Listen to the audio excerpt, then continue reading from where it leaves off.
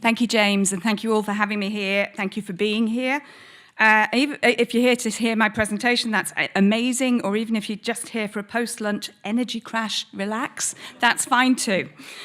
So my name, as James said, is Deborah Heather. I'm CEO of Visit Isle of Man, and I have been here 18 months. So I do find that recently relocated piece quite interesting. I know I'm still a come-over, but you know, a little bit about me. I am married with 2 children. I can't call them children, 2 adults, 2 girls, 2 Labradors, and a Volvo, which my eldest daughter, when she was a teenager, said about, "Oh, we're that family." But seriously, delighted to be here. I just wanted to tell you a bit about my mindset about what we should be doing and where we should be going with the island and what the team and I are doing. Tiny bit of background about me. I was brought up in Hong Kong. We lived in hotels at the beginning and the end of each of my dad's tours. So I spent a long time in hotels as a very young child. And I've had a lifelong love of the industry, of travel, of food and beverage, the whole ecosystem around tourism. And I've spent 30 years in the trade. I've worked for Michelin-starred rated properties owned by the Duke and Duchess of Devonshire. The Duchess, famous for being Deborah, the youngest Mitford sister. The Duke is famous for something else, which I shouldn't probably say in polite company. You can ask me later if you want to get that one. I've also worked for corporate groups, for Radisson and Sheraton at Manchester and Heathrow airports, as well as a social enterprise in Devon, where I was MD of a 1,500-acre estate. It had grade 1 and grade 2 listed buildings, so that was, you know, looking after precious spaces, which is always interesting.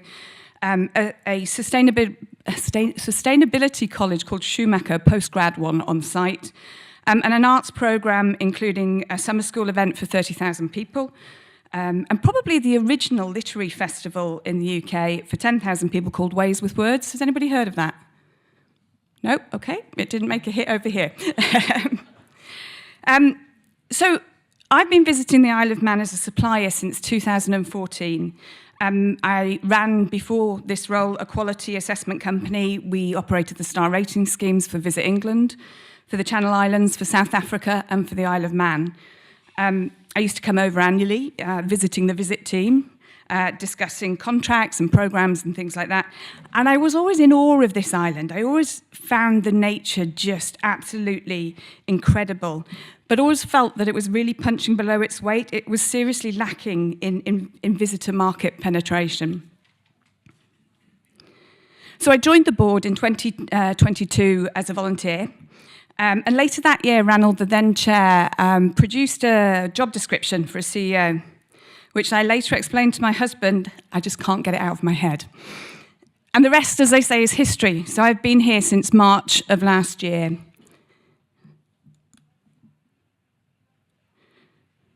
So my husband and I try and visit somewhere different on the island each weekend. And each Monday morning, I'll go in the office and say, "We did this, this, and this." And they go, "Oh, yeah." And then they go on in a full-on launch into bonkers, inspiring, and amazing, in that order probably, list of what we could do, should have done, and what we should do next time. This island just blows me away. I learnt at the, Trudy's here somewhere, I learnt at the Excellent Awards that the poppy appeal here gains more per capita than anywhere else in the UK. Sorry, not implying we're in the UK. It has the largest concentration of dark skies, and I really don't want you to get me started on Thomas and the Peel cars. I want to do a global campaign to find all the Peel cars. I think it would be such a social media hit, if anybody wants to help me. So through the eyes of our visitor, I think it's really important for you guys to see what our visitor thinks of us. And our recent passenger survey from 2023 said 98.9% of our visitors were satisfied or very satisfied. That's 9 or 10 in a Net Promoter Score for those of you from a retail background. That is really incredible. That's what our visitors think of us. And they expect the weather. This doesn't dip down in the winter months or any of the other seasons. It's fairly consistent. I think the lowest last year was 98.6 for one quarter. So it's really phenomenal. We talk about the weather a lot, but actually I got the Met Office to do a report for us when we were doing the Guild of British Travel Writers. And it actually proved that we are drier than some parts of England, would you believe? And some of them were the same as, and actually we're as windy as Dublin and Amsterdam are. The other amazing thing that I want to point out about this island is the Travel Awards. Just one thing. If you've seen the TripAdvisor Travelers, they spell it with one L, the Americans. I can't get that. Anyway, sorry, actually, that's really great, Daphne, that you're there. That would appeal to you.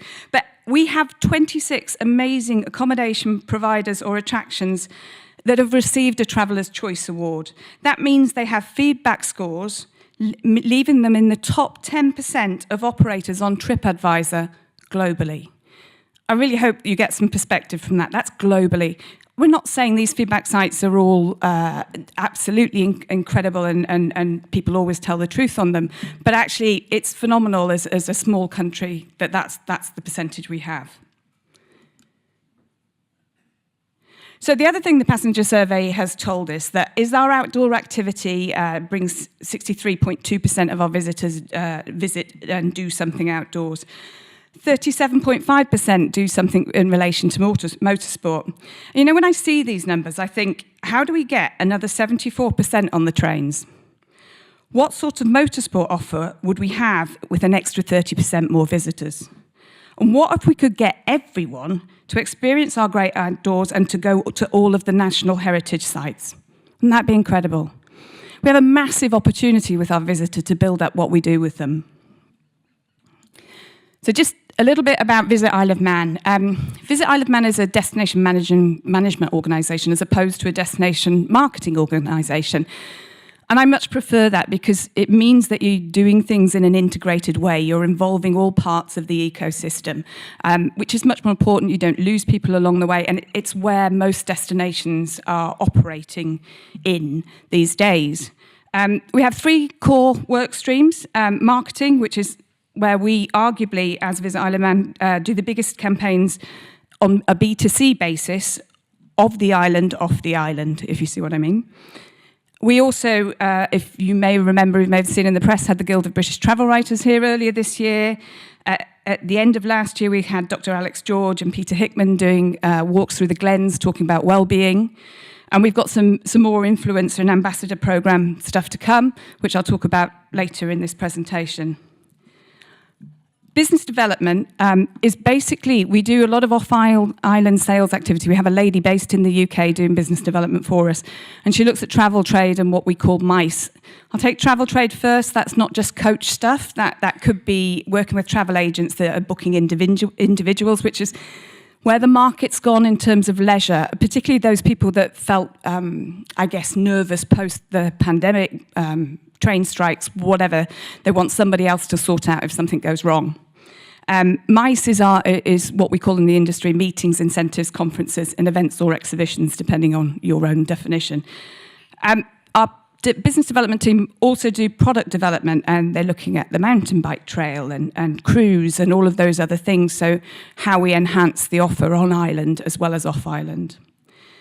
And then destination development is our final core course, a work stream, and that's about future-proofing tourism through infrastructure and supporting developments. And I'm really pleased to say we have 3 hotels in the pipeline. We've got 50 extra service rooms up this year from last year, so it's all heading in the right direction. But we did find a gap, and that gap is caused for various different reasons. I'll just refer you back to those visitor stats, those visitor satisfaction stats, which are excellent, like 98.9%, that's incredible. But we set up a board in July for one purpose, and that was to improve the daily operation, the daily delivery of things on the island. It's not necessarily visitor-focused, it's about, but it will enhance the visitor experience. It's an offshoot of the Visit Board, but actually it's more about collaboration. it's more about the residents, and you can see how people get irritated, can't you? They go on the journey to work every day and the hedgerows are covered in litter. And it might not be anybody's fault. We might just have had a windy spell and somebody needs to sort it out. It's about footpaths being overgrown. It's about signage. Those things benefit the visitor too, but they're actually more about the resident. And this group will include a variety of different people.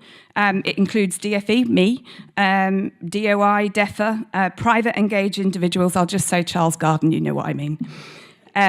Political members and local authorities, and really to be seen as a force for good. Was anybody here yesterday for the local economy presentation? Right, so I think this really complements that too. If you didn't see it, there is some presentations and some briefing documents and everything that I would recommend you download the material and get involved.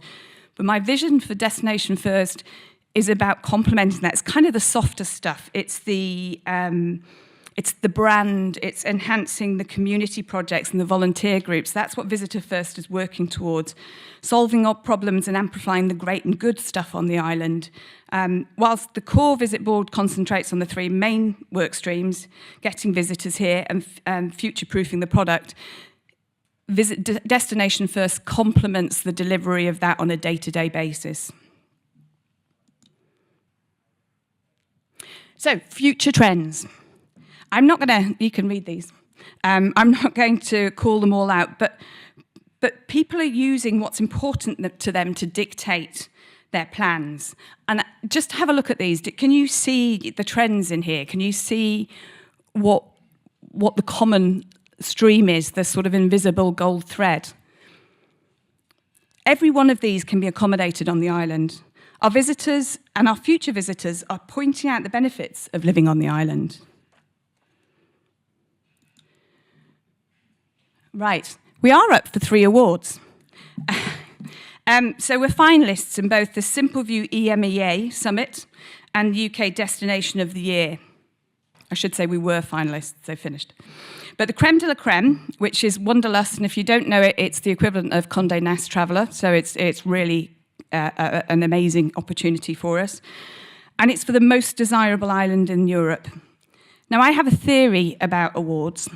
I think when I ran hotels and we got awards, and sometimes you think you don't deserve them, you could just consider that you had a good day, you had a good service, you had a good summer.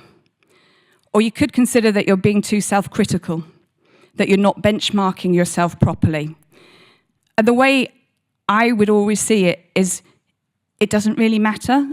I think the thing with awards is if you embrace the success, good breeds good, and it drives momentum. All of the teams I've ever worked with, when they got an award, they performed much better afterwards. And I think we need to think about how we see our island positively and recognise actually what we are against other places. So I'm going to give you a brief overview of the campaign stuff we're doing at the moment, but I just wanted to tell you a quick story. So last year when I first came, I got invited to go as a VIP to Lorient. Didn't know much about it. It was an amazing experience. I'd been here 4.5 months at the time, and I actually had an emotional response. It was the come-over thing again. But they were so amazing, the team we took there was 50 of the music dancers. The dancers got a standing ovation. In fact, we brought them to the Guild because I was so enamoured by them. But we were so punching above our weight against Celtic nations that were much, much bigger than us. And I just thought we need to find a way to embrace that because it was so special and those people really deserved highlighting and they did such a good job on our behalf. Lots of volunteers. It was an incredible experience. And that's my segue into reminding you why this island is so special. So there's lots of things on here and you will have your own extraordinary isle opinions or I'm going to just read the ones that I can pronounce. The 7 Kingdoms of Snaefell, the mesmerising designs of Archibald Knox. I can pronounce more than this, but anyway. The blistering speed of TT. I have another little story about TT. So again, I got invited I must have been popular last year. I got invited to TT to do a VIP day. And those of you know me know you've heard this many times. I do not like motorsport. I don't like bikes. I'm not into cars. Kind of why am I here? But I have done lots of big events before. And I was driving. My husband wasn't on the island at the time, and I was driving up. It was 26 degrees. It was a beautiful summer. You remember last year? It was a beautiful summer's day, and I was moaning that we live in Derby Haven. The sea was calling me. I just needed to get in there. So I was moaning at my husband that I was going to spend a day watching motorcycles. Oh, my God. I rang him on the way back and said, I'm going tomorrow. It was just blew me away. And I think you have to take an objective view on some of this stuff because we really do have some really special things happening here. So visitor motivations. Demographics are kind of passé. They've been replaced with what I like to call psychographics. Basically, emotions, engagements, connections. It's much more softer than the old-fashioned or traditional age, gender, and income. Our campaign identifies why and what makes travellers make the choices they do. Now, I may get this wrong and I might need Mel to step in. So this was being developed with Culture Van In. It's the Manx Wheel of the Year. It's a season-based around our Celtic heritage and events. So it's filled with heritage and culture and all of those things. But what the guys have done is built a campaign that sits above it seasonally and has layers of different things going on. And each season will provide different experiences and opportunities to showcase our culture, heritage, and nature and community. Travel offers the ultimate education opportunity. Imagine the opportunity we have to educate through our superpower. And by that, I mean the whole nation, islands, UNESCO biosphere.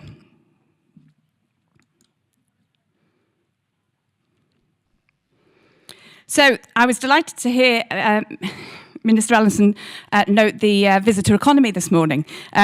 This campaign we built is to deliver on that point. In autumn, we're looking at immersing the visitor in the outdoor activity and adventure sense. In winter, we're looking at on-island businesses and food and drink offer. And in the spring, yearly events calendar. New audiences will be targeted with a cross-market digital strategy and brand and assets available to be utilised by local businesses. I think that's really important that we get our local businesses engaged and delivering this with us. We're much stronger together, so we can amplify in collaboration with all of our stakeholders. I've got a brief film that gives you a little taster of it. This is our isle.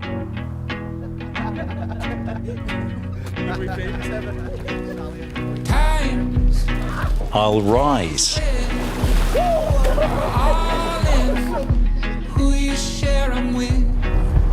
I'll dive.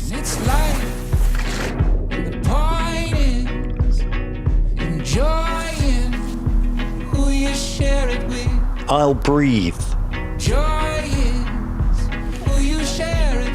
I'll dream. I'll glide. I'll climb.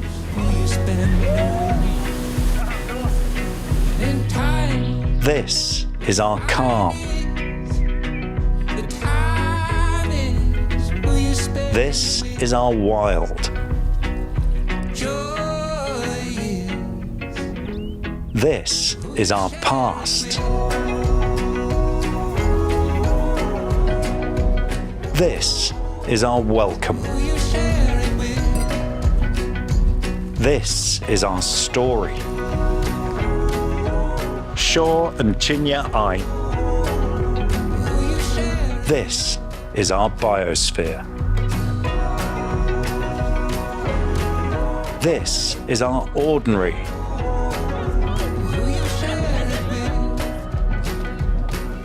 And this is your extraordinary isle.